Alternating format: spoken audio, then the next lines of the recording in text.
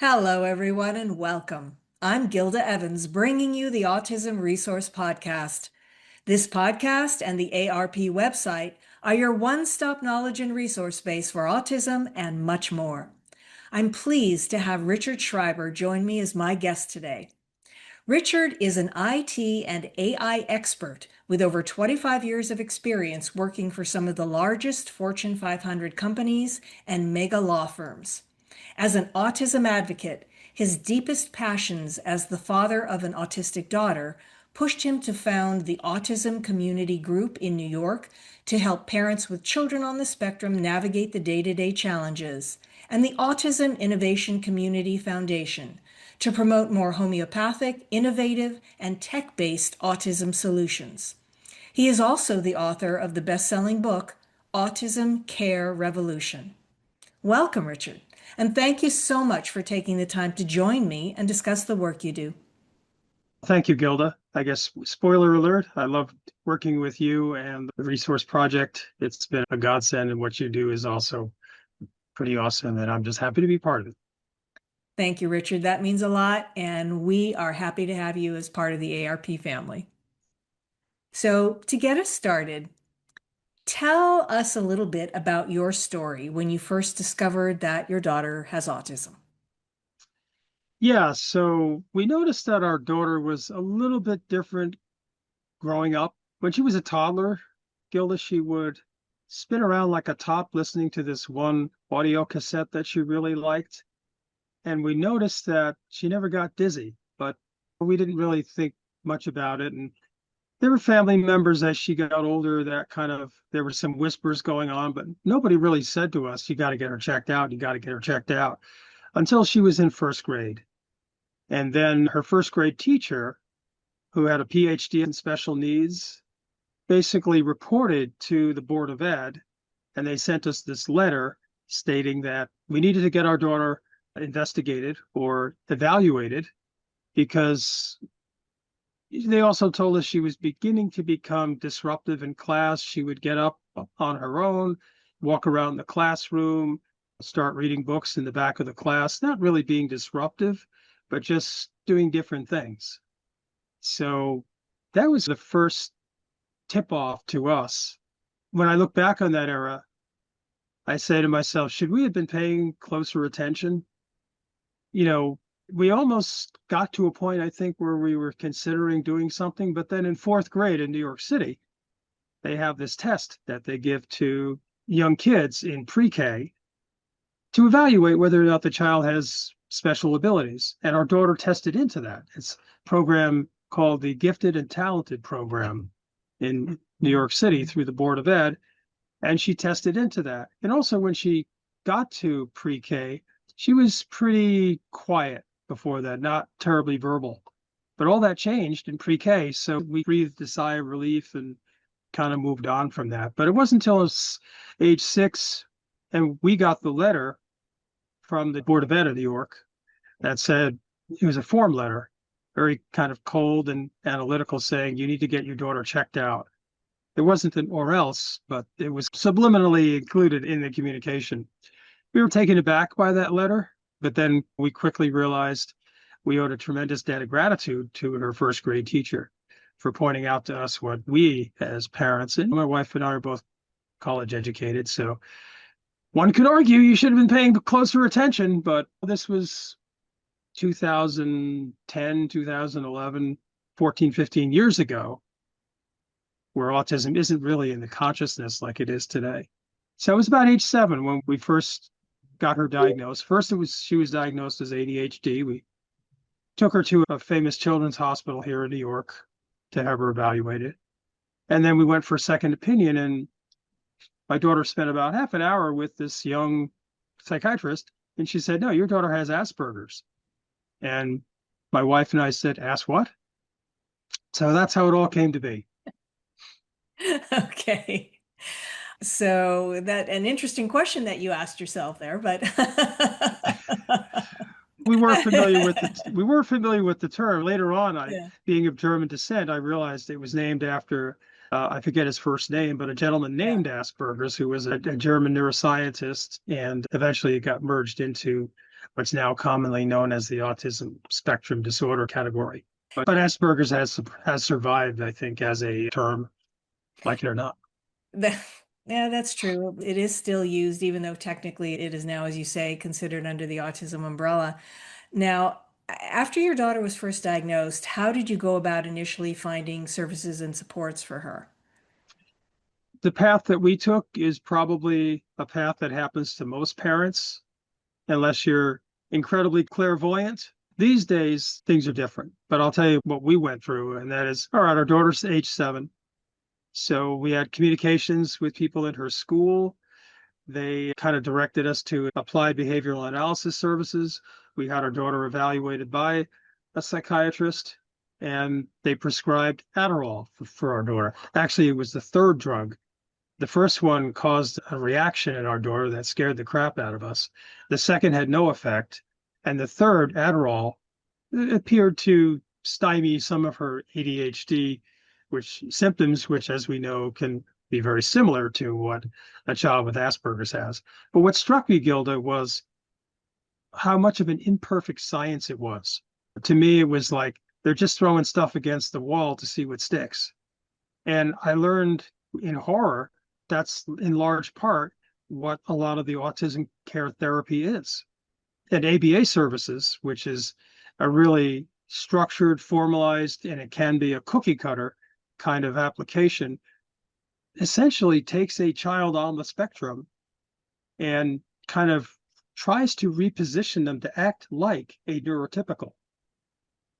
Now, imagine being told that who you are, how you express yourself, and what you represent isn't good enough or doesn't conform to what the standard is among neurotypical people.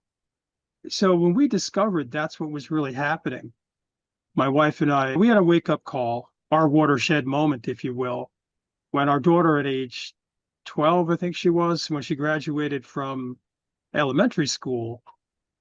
I went to pick her up. I was a stay-at-home dad, so I spent a lot of time with my daughter. When I went to pick her up at school, I saw her standing by herself and she was crying. Now, my daughter never cried. And I went up to her and I said, Katerina, what's wrong? And she said, Daddy, for 6 years in this school, nobody wanted to be my friend. And that was a wake-up call. That was, see, they call that a 2x4 moment, Gilda. Hopefully you haven't had any of those, right? Yeah, Wink, wink. wink, wink. Yeah. I think we've all had several of those, but yes, please continue. Yeah, so that was a wake-up call to me as a father that I needed to do more. And being someone of a tech background, I was always looking for innovative or different things. And then my wife subsequently became an expert in essential oils with a company called doTERRA. And we found that there was a kind of a concoction of oils that we discovered for our daughter that were specifically designed for kids with autism or ADHD. So we stopped the Adderall. In fact, our daughter asked us to stop the Adderall after that elementary school graduation experience. And we put her on these essential oils. And it was like the gates of heaven opened up for her. My daughter was 61 pounds and emaciated. Over that summer, she gained 30 pounds. Oh my She goodness. grew, but more importantly, who she was as a person started to really come out. And now you can't shut her up. She's a bigger than life kind of personality.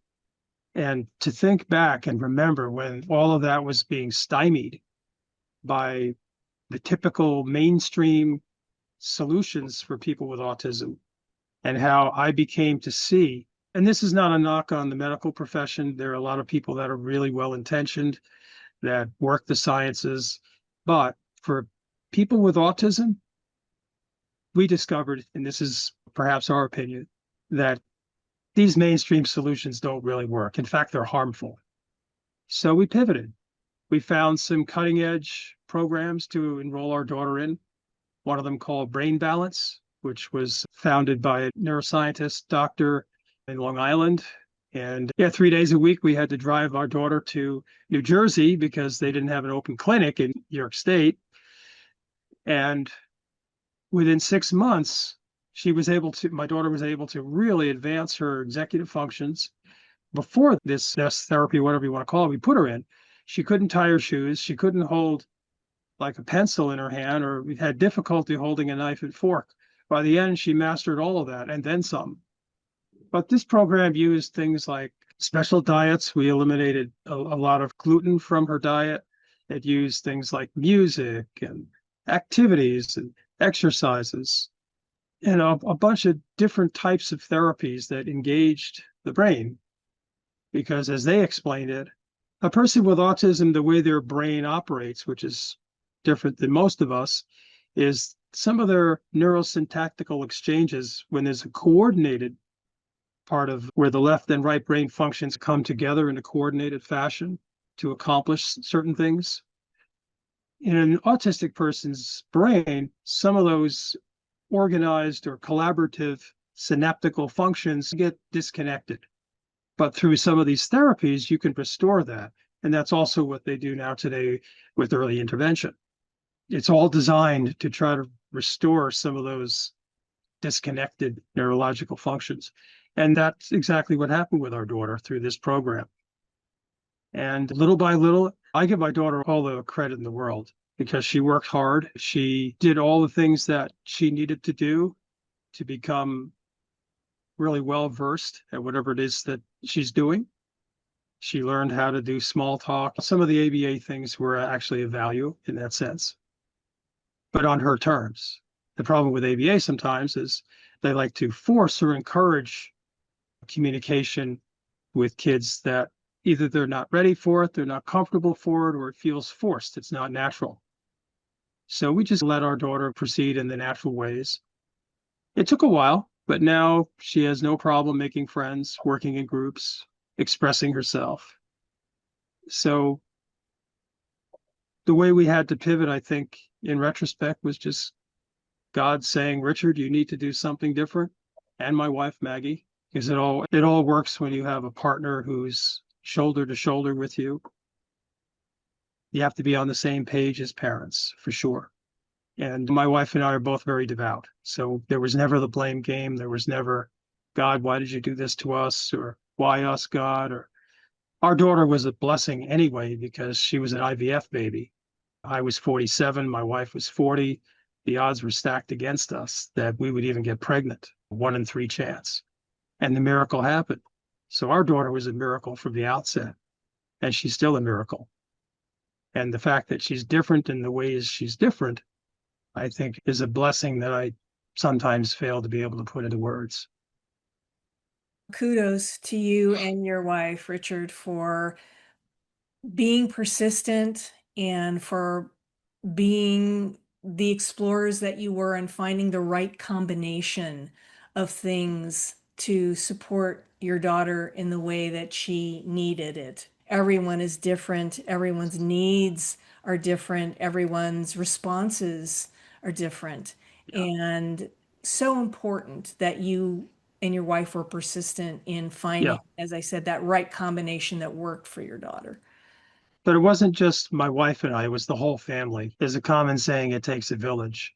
And that's true. So her grandparents actually were the ones that drove her to this special program 1 or 2 days a week. So we all pitched in together.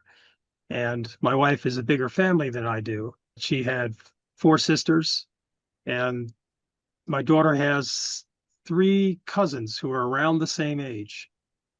And that unconditional family love and acceptance, and every kid has their own unique characteristics, but yeah, she just fit right on in, and they accepted her, they loved her.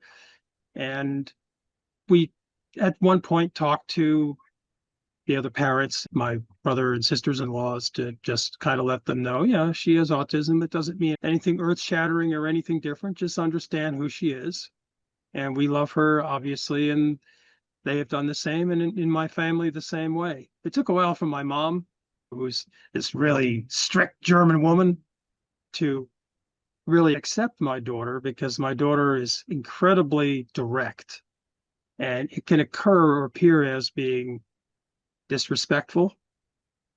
And those of us who are baby boomers recall that if you said something disrespectful to your parents, you got whacked or punished or both.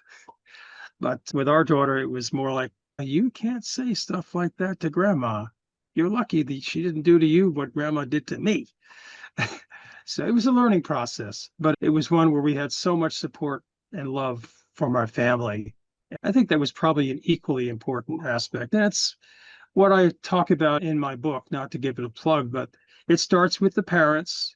Your mindset around your child has to put away the blame game.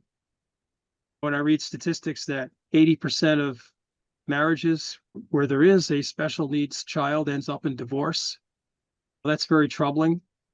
And I know why. It's difficult for we men to sometimes accept a child that's not the same as perhaps our other children. But we as parents have to love our children as Jesus loved us. And there's no exception. So to any parents that are listening, put away the blame game, come together as parents, realize that your child is a blessing and that comes in many different forms and shapes, but be the best parents that you can be for your child and pursue with relentless effect all the options that are out there. And you'll have to find them because, like most good things in life, they're not hanging on trees. You have to find them and pursue them and be persistent. It sounds like you have been very fortunate, Richard, and family love is definitely a blessing. I agree with you there for sure. Now, to move on to a slightly different topic, tell me a little bit about what inspired you to create the New York City Autism Community Group and the Autism Innovation Community Foundation. Yeah, that really came from there was a group that I was in called Landmark Education, and there was a project I was doing for one of their courses, which said we could operate within our own universe, which is our own nuclear family or maybe our extended family. But then the next level is our extended community family. And when you're a parent of an autistic child, it can be a lonely place. But I use the analogy, it's like in the Old West, where if a group or a village was under attack, they would circle the wagons. That's what happens with a family that has an autistic member. But you should be doing the opposite.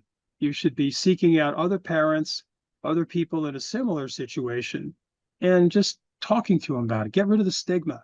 So that's why we created the New York City Autism Community Group initially back in 2018, I think it was, just to invite parents to small scale events where kids could just effectively go on play dates. So we used to have them in the basement of our church, where we'd have videos, Legos, all kinds of play activities going on, and the parents could talk to one another and share stories about one another. It was really just create an informal kind of gathering space. And we did that for several years until, unfortunately, COVID came along. But we have a very active online community, over 2,000 members in a closed group, where people can go and post questions and get information in a secure place. Now, that online group, Richard, is that just for people in the New York area or Yeah. can anyone? Oh, so It's just for people in the New York area, but we get a lot of people that join from other communities because New York's a very transient place. There's a lot of people coming in and out of New York and what's very common is someone like will move here from Cleveland or from Indiana, and they know nothing about what services there are in New York. So this gives them an opportunity to get up to speed pretty quickly. And we also created a few months back an online resource tool that has listings of many different kinds of services, and it has an AI chatbot, so it can go beyond even that site to provide help for people. all right. So we're kind of winding down to the end part of the episode here, but I wanted to ask, how is your daughter doing now, and what is your personal ongoing focus to support this community? That's a two-part question. It is. One is we created the Autism Innovation Community Foundation, and We put on some small events with some other foundations and nonprofits in the autism space. But it's also to further our messaging around encouraging parents, as we wrote in my best-selling book, Autism Care Revolution, which is really about our story, but we think our story is every parent's story. We're not so special. And we're just trying to impart to parents our experience. So hopefully they don't have to go through the same, or if they end up in a similar path, they can learn to pivot as we did. So that's the purpose, I think, of what our messaging is going forward. Of course, we love being involved with other foundations just like yours and others to help spread the word. I'm a very active blogger on Substack. I write about all the most current autism care concerns, and there were a lot of them because Medicaid was cut by $1 trillion, which will affect IEP services and many services for people on the autism spectrum or people with disabilities. So we try to keep on top of that and persistently blog around that to shine light on what's going on in the current situation. As far as our daughter goes, by the grace of God, she is a sophomore at MICA, the Maryland Institute College of Arts. She got a 3.6 grade point average her first semester there, expecting about the same. I think the most joyous thing about observing her experience there is she wanted this. Her first year, she stayed home and went to a community college. And she said, Dad, I'm not quite ready. And then by the next year, I had some reservations, to be honest. But I've seen a young woman now evolve out of my daughter. She's going to be 20 years old in about 2 months. And she has a roommate, but she really enjoys being on her own. And it's not to say that she doesn't call her mother practically every evening about how to cook something or what to put on a burn or those kinds of things. Mom is available on speed dial, and dad too, for paying the bills and other things. But I think the greatest gift is that she's in a wonderful, safe place. She's in a very quiet neighborhood in Baltimore. She's in her element. Probably a third of the school are neurodivergent, because that's what a lot of today's artists tend to gravitate towards. She's incredibly talented. If there's one thing I can say as a father and a husband, we just try to bring our wives and our children's dreams come to life. And that's what I'm seeing that's happening. I get a little choked up just thinking about that. But I know as parents, we always say we live our lives through our children. But yeah, no, she is, I could talk an hour in a day, how proud I am of her and what she's become as a woman. And that's just to say that out loud seems pretty unusual, but yeah, she's doing her thing. We're so grateful. It is wonderful to hear that she is doing so well. And I'm sure that is due in no small part to the support that she received from you and your wife and your family. And I also want to thank you very much, Richard, for your time and for sharing your story with us today. Thank you, Gil. It's been a pleasure, as always, to spend time with you. And yeah, Paris, just keep at it. The tough moments are there, but those moments, those glimpses of wonder is just, they just consume your heart with wonderful thoughts. So we live for those days. I couldn't agree with you more. If you like what you hear, please subscribe to the podcast. You can find it on Apple Podcasts, Amazon Music, Spotify, and other popular platforms. We'd appreciate you taking the time to leave us a review. You can also listen to the podcast on YouTube at ARP Social, where you'll find bonus content. And be sure to follow us on Facebook or Instagram to get up-to-date notifications about the latest news and episodes.